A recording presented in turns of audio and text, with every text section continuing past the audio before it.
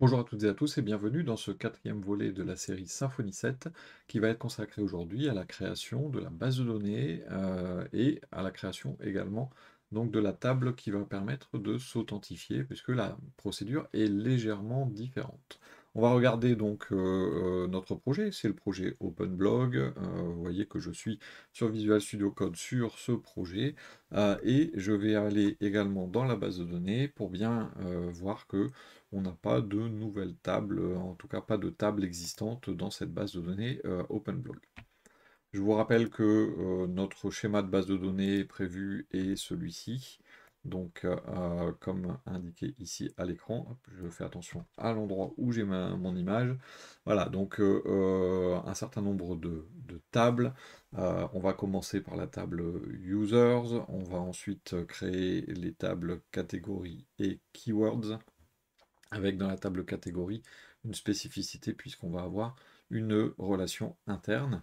On va également donc ensuite créer la table post, puis la table comments, et ensuite les tables post catégorie et post keyword. Vous allez voir que on n'aura pas forcément à s'en soucier.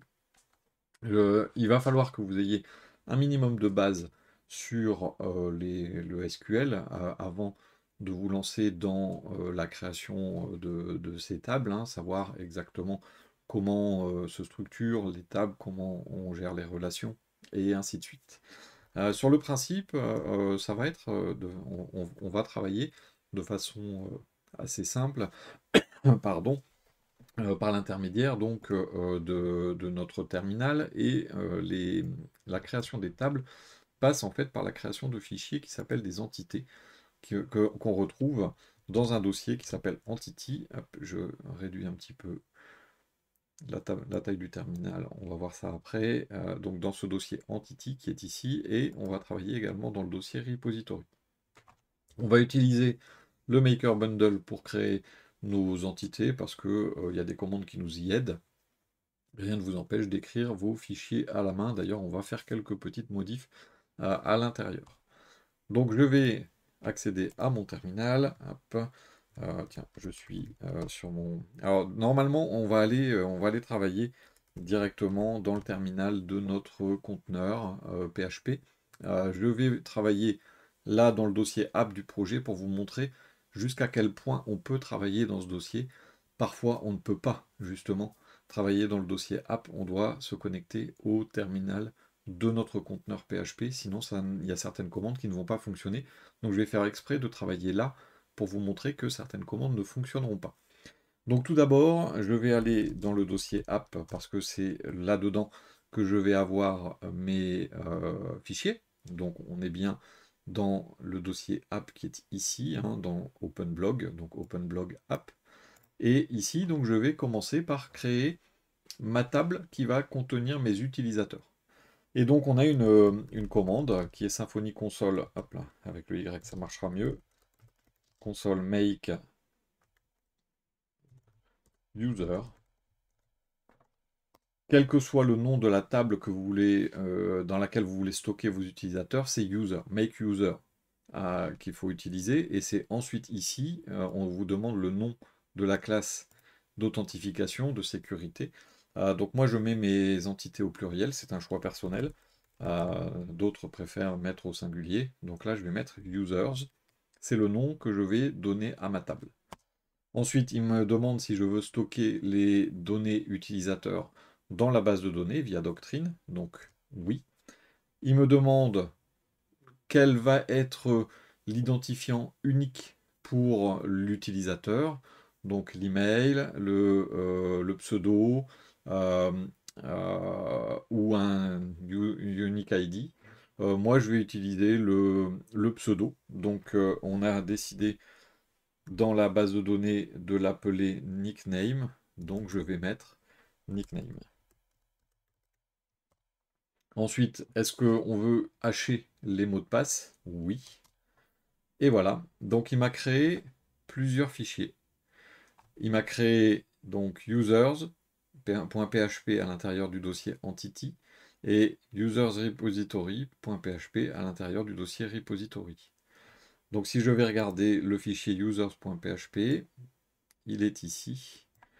Et donc, c'est une entité, donc son namespace c'est app_entity, il y a un certain nombre de use, et ensuite il m'a créé un certain nombre de lignes de PHP qui vont me permettre de gérer mes utilisateurs vis-à-vis des propriétés que je souhaite donner dans ma base de données. Donc d'abord, il y a un attribut PHP qui est ici, qui me donne le nom de la classe repository correspondant à cette entité. Donc c'est le users repository, et on a bien ce fichier-là, users repository. Euh, Ensuite, on va avoir ma classe, et le fait d'avoir fait le make user, on a ces implémentations qui sont ajoutées. User interface pour l'interface utilisateur et password authenticated user interface pour la partie authentification par mot de passe. Ensuite, je vais avoir automatiquement un ID. Attention, donc tout ça, ça va générer le SQL par la suite. Et donc ORM anti/ID va me permettre de dire que c'est ma clé primaire. ORM generated value va me permettre d'indiquer que c'est un auto-incrément. Et ORM column, c'est pour dire que c'est une colonne dans ma base de données. Ensuite, c'est une propriété qui est privée, qui peut être nul ou un int, qui s'appelle $id et qui est initialisé à nul. Alors, j'ai dit qu'il peut être nul, oui et non. Donc le point d'interrogation int, c'est effectivement pour indiquer qu'on peut le mettre à nul, c'est quand on instancie un nouvel utilisateur, mais au moment de le stocker, il va de toute façon là générer un ID. Ensuite, on va avoir, je ne vais pas tous les faire, hein, mais on va avoir donc notre colonne nickname, qui est une colonne qui va faire 180 caractère de longueur maximum et qui doit être unique. C'est pour ça on a dit que ça devait être l'identifiant unique. Et ensuite, on va avoir une autre colonne qui est la colonne rôle, qui est un tableau. On va avoir également une autre colonne qui est la colonne password, qui est une chaîne de caractères. Ensuite, on a les accesseurs, get et set. Donc getID, on n'a pas de setID vu que c'est un auto-incrément. GetNickname va nous permettre d'obtenir l'identifiant, le pseudo, et setNickname va permettre de le créer, de l'écrire. GetUserIdentifier, c'est une méthode qui va nous permettre de choisir de quelle façon on veut récupérer l'identifiant de l'utilisateur. GetRole et setRole va nous permettre de donner des rôles à nos utilisateurs, on y viendra plus tard, et getPassword, setPassword pour faire en sorte de créer les mots de passe et de les obtenir. Ensuite, il y a EresCredentials, ça c'est si on veut supprimer les credentials et donc supprimer par exemple un mot de passe. Bon, là elle est vide par défaut.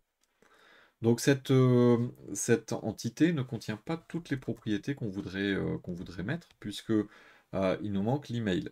Donc on a bien l'ID, on a le mot de passe, on a le rôle, on a le nickname, il nous manque isVerified et email. Donc qu'est-ce qu'on va faire? On va réutiliser une nouvelle commande hop là, j'ai écrit clear dans le fichier, non, c'est pas là, c'est là. Donc une nouvelle commande du maker bundle. Je vais zoomer encore un peu. Voilà, je vais fermer ça. Cette nouvelle commande, c'est non pas make user, mais on va utiliser make entity. Make entity, c'est pour faire une entité. Et là, donc, on me demande la classe de l'entité que je veux modifier ou créer. Donc là, c'est users. Il va me dire qu'elle existe déjà et il va me demander ce que je souhaite mettre comme nouvelle propriété. La nouvelle propriété que je voudrais mettre, c'est l'email. On me demande ce que c'est comme type, hein. Donc si je fais un point d'interrogation, je vais avoir la liste de tous les types que je peux utiliser. Donc chaîne de caractères, ça sera l'équivalent d'un varchar dans le SQL. Texte, donc ça va être le long texte. Boolean, un booléen. Ensuite, vous avez integer, vous avez small int, vous avez big int, vous avez le float, et ainsi de suite, hein. Il y a toute une liste de champs qui vont pouvoir, en tout cas de propriétés, qui vont pouvoir être choisis. Je vais changer de côté ma caméra, voilà, puisque on arrive en bas à gauche là. Donc le type, ben, moi c'est par défaut, il est marqué, hein, la valeur qui est entre guillemets, entre crochets au bout de la ligne, c'est ce que ça va choisir si jamais vous ne mettez rien. Donc nous, c'est effectivement string. Ensuite, la longueur, ah ben, un email, ça peut être long, donc 255. Est-ce que ça peut être nul dans la base de données? Non, j'obligerai à avoir un email. Là, dans mon entité users, je vais déjà maintenant avoir une nouvelle propriété qui va s'être écrite, vous voyez, qui est ici. Donc c'est bien une colonne de 255, c'est une chaîne de caractères et elle s'appelle email. Et je vais avoir également le get email et le set email qui se sont ajoutés. Je vais encore ajouter is verified. Donc c'est pour vérifier si si l'utilisateur a une adresse email, ben, vérifier justement. Donc is verified. Là, automatiquement, il me détecte que j'essaie de créer un champ de type booléen, puisque ce sera true ou false. Est-ce qu'il peut être nul? Non. Et voilà. Et donc si je stop, si j'appuie juste sur Entrée au moment où il me demande un nouveau champ, eh bien ça me met juste Success. Terminé. Et donc ici, je vais me retrouver avec une nouvelle propriété encore, isVerified, qui est un booléen. Et en bas, et c'est là la petite modification que je fais habituellement, il y a isVerified. Donc on peut enlever un is. Donc moi je le renomme isVerified tout simplement. Et set isVerified pour le valider. Donc voilà pour users. Et users repository, on verra par la suite à quoi ça va servir. Donc j'ai bien users et users repository. Donc maintenant ce que je vais faire, je vais aller en faire d'autres. Voilà. Et donc qu'est-ce que je vais faire d'autre? Eh bien par exemple, je vais aller faire keywords. Keywords, je vais refaire un make entity. Et je vais appeler keywords. Alors là, il me demande, c'est nouveau hein, dans cette version 7 de Symfony, est-ce que je veux pouvoir broadcaster mes mises à jour d'entités en utilisant Symfony UX Turbo? Personnellement, j'aime pas trop, donc je vais mettre non.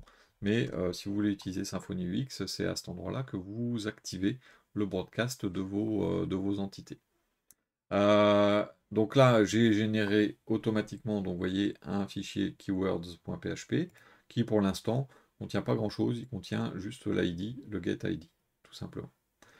Donc maintenant, qu'est-ce que je vais faire? Je vais ajouter le name et le slug. Donc je vais faire name, c'est une chaîne de caractères. On va peut-être pas monter à 255, on va faire un 50 par exemple. Et est-ce qu'il peut être nul dans la base? Non. Un mot-clé va systématiquement avoir un nom et un slug. Le slug, donc c'est ce qui va simplifier le nom, qui va me permettre d'avoir le mot-clé dans l'URL. Donc ça va être une chaîne de caractères également. Je vais la mettre à 60 au cas où le slug serait légèrement plus long que le nom de mon mot-clé. Voilà. Est-ce qu'il peut être nul? Non plus. Est-ce que j'ai d'autres champs? Non. Pour l'instant, j'en ai pas d'autres. Et donc, je vais avoir dans mon fichier keywords un ID, un slug, et juste au-dessus, j'ai le name. Et donc, j'ai le getName, le setName, le getSlug, le setSlug. Et je vais faire comme ça pour chacun et pour chacune de mes entités. Donc, je recommence pour faire ma catégorie. Donc, catégorie.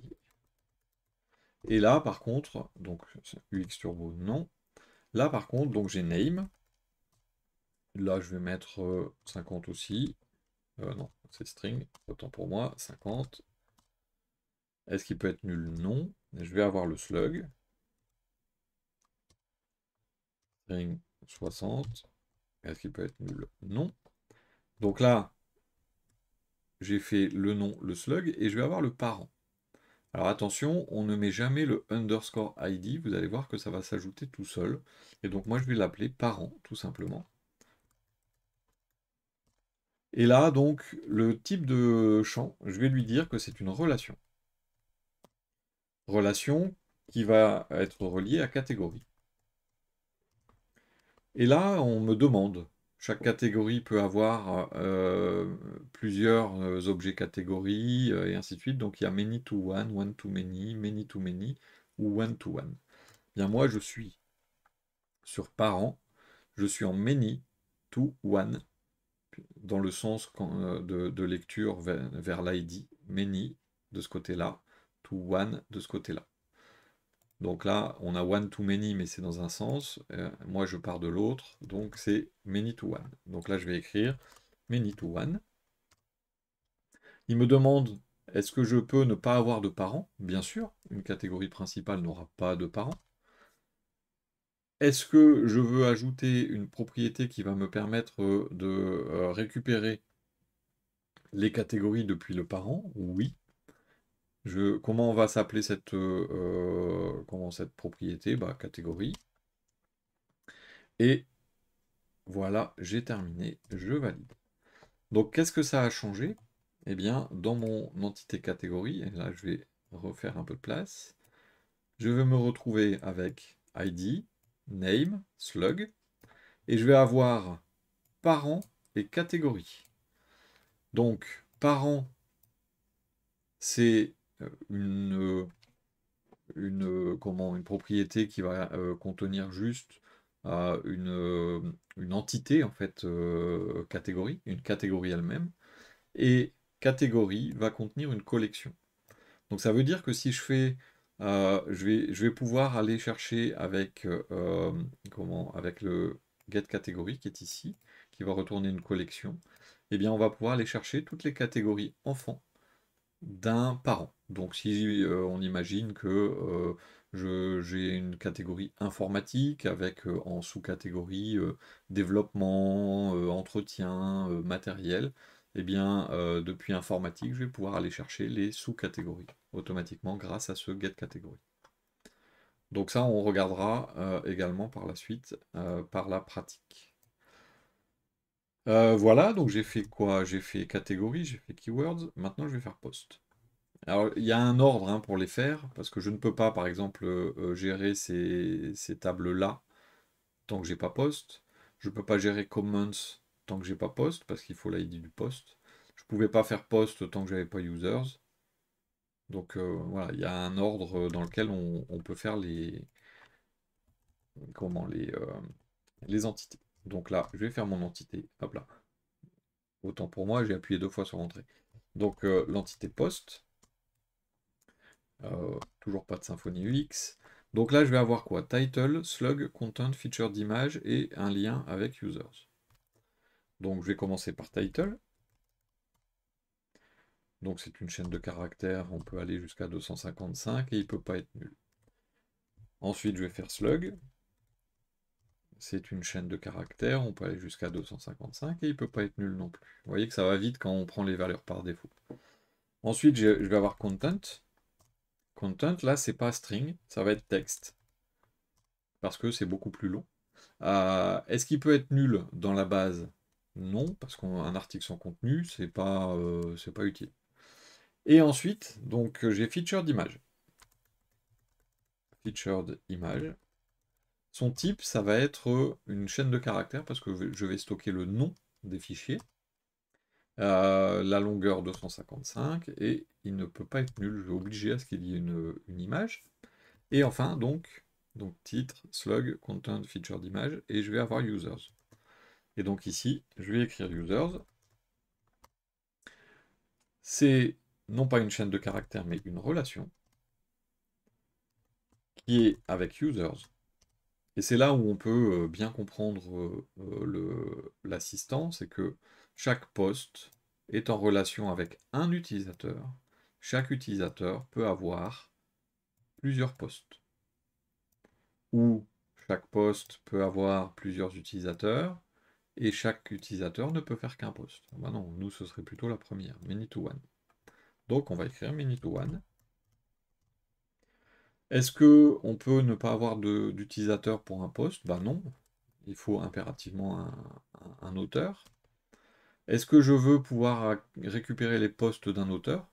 Ah bah bien sûr, donc voilà, yes. Comment ça va s'appeler dans users? Eh bien, je vais autant l'appeler post. Est-ce que je veux supprimer les orphelins? C'est-à-dire, est-ce que si jamais je supprime un user, est-ce que je veux pouvoir supprimer automatiquement tous les posts? Bien sûr, yes. Et voilà, success. Mais là, j'ai oublié un truc, c'est que j'ai ces deux-là de relations. Mais j'ai pas de champ pour mes relations puisque c'est du many to many. Eh bien, qu'est-ce que je vais faire? Eh bien, je vais retourner dans mon make entity, je vais reprendre mon post, et là, je vais dire catégorie. Alors, j'ai l'habitude de nommer avec le nom des entités directement, hein. Donc, catégorie, c'est une relation avec l'entité catégorie. Et là, c'est du many to many. Chaque poste peut avoir plusieurs catégories et chaque catégorie peut être dans plusieurs postes. Et donc, je vais écrire many to many. Est-ce que je veux pouvoir récupérer les postes d'une catégorie? Oui. Comment ça s'appelle dans les catégories? Ben, ça va s'appeler poste. Et vous voyez qu'il a mis à jour poste et catégorie, les deux. Et je vais faire pareil avec keywords. Ça va être une relation avec keywords qui va être many to many. Je fais un get post, ça s'appellera post, et c'est tout bon. Et donc maintenant, dans mon entité catégorie, je vais retrouver ma many to many qui va me renvoyer une collection de posts. Dans mon entité keywords, je vais me retrouver avec ma many to many qui m'enverra des posts. Et dans post, je vais me retrouver avec deux many to many, une pour les catégories et une pour les keywords. Tout ça directement. Vous voyez, j'ai add catégorie, get catégorie, remove catégorie, j'ai get keywords, add keywords et remove keywords. Donc ça, c'est directement grâce à Doctrine et grâce au Maker Bundle qui va me permettre de faire des make entities. Dernière entité, ça va être comments. Donc là, j'ai un content, un comment ID parce que ça peut être une réponse. Donc si c'est une réponse, il me faudra un comment ID, mais il est facultatif. Un users ID, un post ID et un isReply. Tiens, je vois qu'il y a une erreur là. Parent ID. Hop, parent ID dans catégorie. Il peut être nul. Hop, nullable. C'est le petit point d'interrogation qui est là, puisqu'on peut ne pas avoir de parent. Et donc isReply qui est un booléen. Donc là, je vais avoir hop, make entity. Je vais faire l'entité comments. Toujours pas de Symfony UX. Donc là, je vais avoir le content. Donc ça va être un texte qui peut être nul. Ensuite, là, je vais avoir comments ID. Donc je vais mettre d'abord isReply. IsReply. Et donc c'est un booléen qui ne peut pas être nul. Là, je vais faire comme tout à l'heure. C'est-à-dire que dans mon entité ici, hop, je vais faire le isReply. Je vais juste l'appeler isReply tout simplement. Voilà. Ensuite, qu'est-ce que je vais avoir? Eh bien, je vais avoir comments. C'est une relation avec comments, qui est une many to one. Est-ce qu'elle peut être nulle? Donc oui, parce que ça peut ne pas être une réponse. Le comments get comment, oui. Ça s'appellera comments, voilà. Ensuite, je vais avoir users ID, donc users, relation avec users. Donc ça va être une many to one aussi, hein. Chaque comment appartient à un user. Chaque user peut avoir plusieurs comments. Donc many to one. Est-ce que ça peut être nul? Bah non. Est-ce que je veux pouvoir y accéder? Oui. Ça s'appellera comments. La suppression des orphelins yes. Si je supprime un utilisateur, ça supprime tous ses commentaires. Ok, et ensuite, dernière partie, après user, c'est post. Donc post, relation, avec post, c'est une many to one, nul, non, je peux pas avoir de commentaire sans post. Le get comments, yes, ça s'appellera comments, et yes pour orphan removal. Et voilà. Donc c'est là maintenant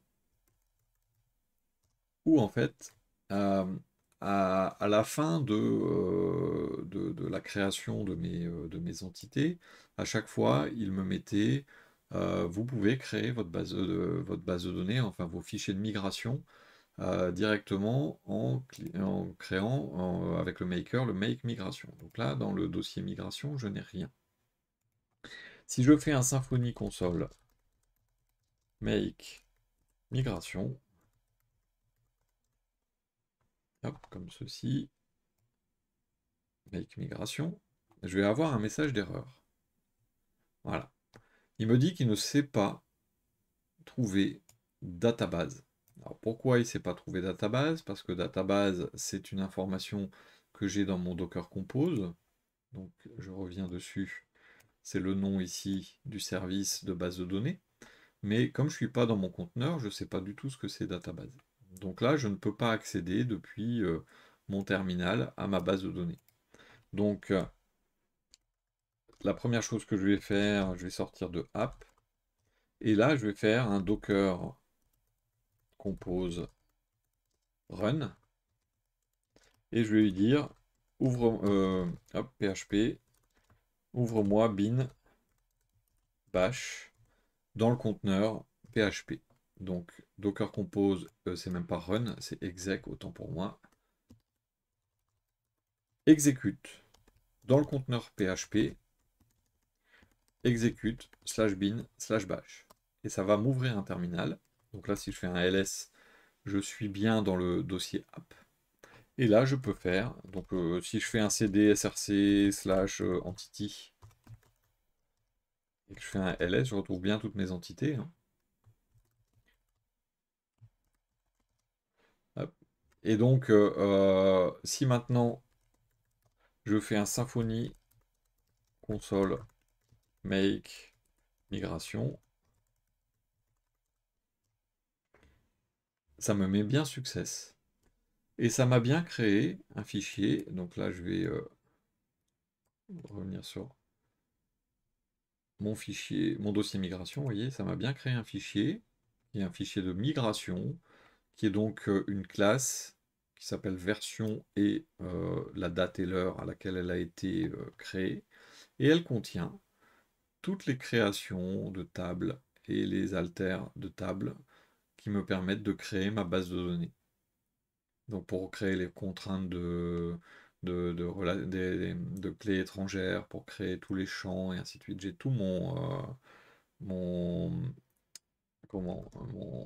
SQL qui est là. Donc ça fait vraiment tout le SQL directement, mais par contre vous avez vu que ça ne l'a exécuté que depuis le terminal de mon conteneur.